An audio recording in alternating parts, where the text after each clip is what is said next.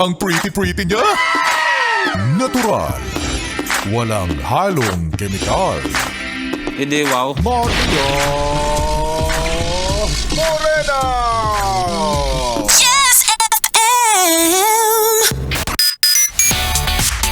Hey, yes friend, kasama mo na nga ang iyong Morena girl ngayong tanghali. Young and fresh Lunes sa'yo.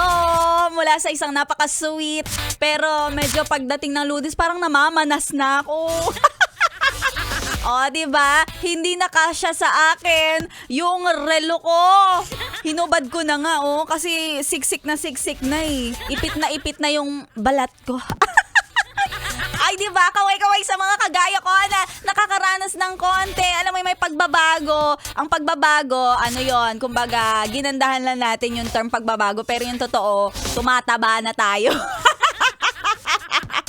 O, diba? But sabi nga ni Meghan Trainor, it's all about that base, diba? Okay lang yan.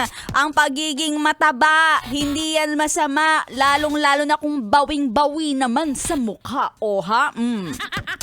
At sabi nga nila, magmahal ka ng mga matataba kasi sila ang mga tunay na matatafat. Matafat?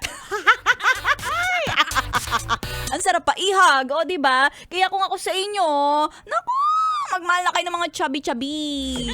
At syempre, yan yung mga tunay na ginto kung magmahal. May value. Tuloy-tuloy ang pakikitutok dito lang sa 101.1 Yes FM. 101.1